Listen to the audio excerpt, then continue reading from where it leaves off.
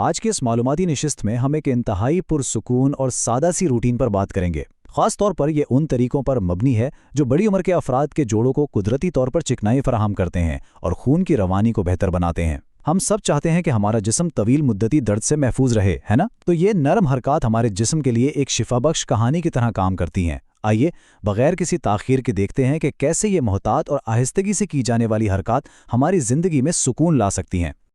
आज के हमारे अहम नकात कुछ यूं हैं। हमारा सफ़र शुरू होगा घुटनों की कुदरती चिकनाई से, फिर रीढ़ की हड्डी को सीधा रखने के तरीके, उसके बाद डिस्क की सेहत के लिए कमर को मोड़ना, फिर आसाबी निज़ाम का रीसेट और आखिर में दौरान खून की बेहतरी के लिए टांगों को ऊपर उठाना। तो चलें अपनी बुनियाद यानी पहले हिस्से से आगाज करते हैं, घुटनों की कुदरती चिकनाई। ये तरीका निहायत ही सादा और आसान है। हमने बस एक तौलिया लेना है, इसे गोल रोल करना है और घुटने के बिल्कुल पीछे रखकर हल्का सा दबाव डालना है। चूंकि हिफाजत सबसे अहम है, इसलिए हम ये अमल बिस्तर या किसी मजबूत कुर्सी पर आराम से बैठकर कर सकते हैं। इससे होता यह है कि जोड़ के अंदर कुदरती चिकनाई को बहने और शिफा देने का एक बेहतरीन रास्ता मिल जाता है। अब ये जानना बहुत दिलचस्प है कि सिर्फ ये एक छोटा सा खला पैदा करने से हम बढ़ती उम्र के साथ होने वाले घुटनों के दर्द यानी आर्थराइटिस जैसे मसाइल को कैसे रोक सकते हैं। जब जोड़ में यह खला बनता है तो जिस्म के कुदरती फ्लूइड्स खुद ब खुद उस जगह की तरफ खींचे चले आते हैं। और हाँ, अगर हम दिन भर मुनासिब मकदार में पानी पीते रहें तो यह कुदरती चिकनाई मजीद बेहतर और तेज़ी से काम करती है। और कमाल की बात यह है कि जिस्म में इस शिफा बख्श बहाव को शुरू करने के लिए सिर्फ और सिर्फ 30 सेकंड दरकार होते हैं। जी हाँ, दोनों घुटनों पर बारी बारी 30 सेकंड के लिए यह हल्का दबाव बरकरार रखना घुटनों की तवील मुद्दती सेहत के लिए किसी जादू से कम नहीं है। अब हम बढ़ते हैं अपने दूसरे हिस्से की जानिब, रीढ़ की हड्डी को सीधा रखने वाली स्ट्रेचिंग। घुटनों के बाद अब बात करते हैं रीढ़ की हड्डी की। यह हरकत जिस्मानी तवाज़न और पोस्चर के लिए लाजवाब है।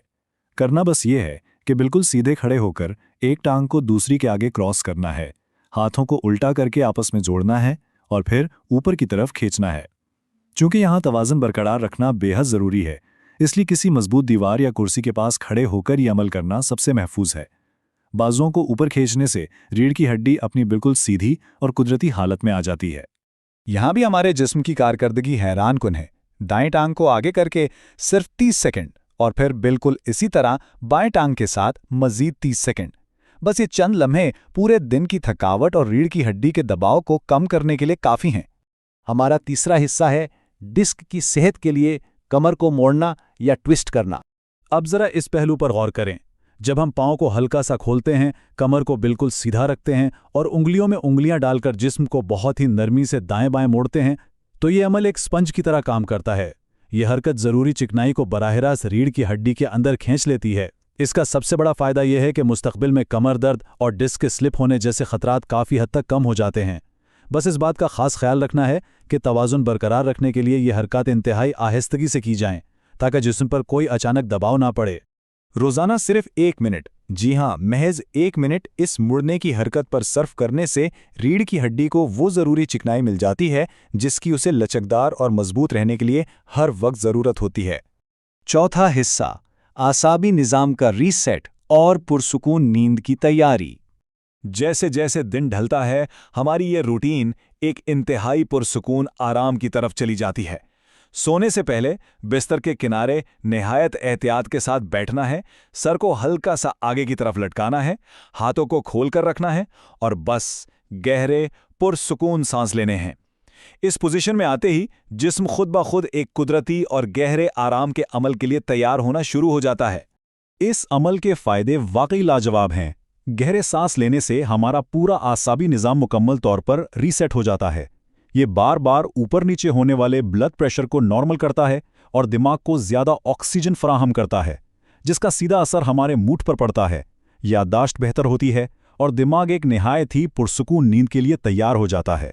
हर रात सोने से पहले ये गहरे सांस लेने की तकनीक अगर सिर्फ 5 मिनट तक की जाए तो ये दिन का एक शानदार और पुरसुकून इख्तिताम साबित होती है। इससे दिमाग को भरपूर ऑक्सीजन मिलती है और सारे दिन का जिस्मानी तनाव जैसे गायब हो जाता है। और अब हमारा पांचवा और आखिरी हिस्सा, दौरान खून की बेहतरी के लिए टांगों को ऊंचा रखना। सोने से बिल्कुल पहले टांगों को किसी तकिए पर ऊंचा रखकर और पैर की उंगलियों को हल्का हल्का हिलाकर हम कशिश शकल का भरपूर फायदा उठा सकते हैं। इससे होता यह है कि खून बड़ी आसानी से वापस दिल की तरफ बहने लगता है। उंगलियों की ये मखसूस हरकत रगों से दबाव को हटाती है और टांगों में जमा होने वाले खून को आगे बढ़ाती है। इस सादा सी हरकत का सबसे शानदार पहलू ये है कि ये बराह रास्त वेरिकोज वेन्स, टांगों की बेचैनी और टखनों की सूजन को रोकने में मददगार है। ये खून की रवानी को इस हद तक बेहतर बना देती है कि रात के वक्त टांगों की सूजन और तकलीफ का तकरीबन खात्मा हो जाता है। रात को इस अमल के लिए सिर्फ 10 से 15 मिनट निकालना दिन के इख्तिताम पर जिस्म में एक कमाल की हम आहंगी पैदा करता है। सोने से पहले टांगों में खून की गर्दिश का ये नुमाया इजाफा पुरसुकून नींद और दर्द से पाक जोड़ों की एक बेहतरीन जमानत है। इस मालूमाती नशिस्त को ख़त्म करते हुए एक बहुत ही दिलचस्प सवाल जहन में उभरता है। अगर दिन के सिर्फ चंद मिनट की नरम हरकत हमारे आसाबी निज़ाम को रीसेट कर सकती हैं और जोड़ों को तवील मुद्दती दर्द से बचा सकती हैं, तो इस शानदार इंसानी जिस्म के अंदर और कौन सी ऐसी हैरत अंगेज़ कुदरती शिफा बख्श ताकतें पोशीदा हैं जिन्हें दरियाफ्त करना अभी बाकी है। ये वाकई एक कमाल की सोच है।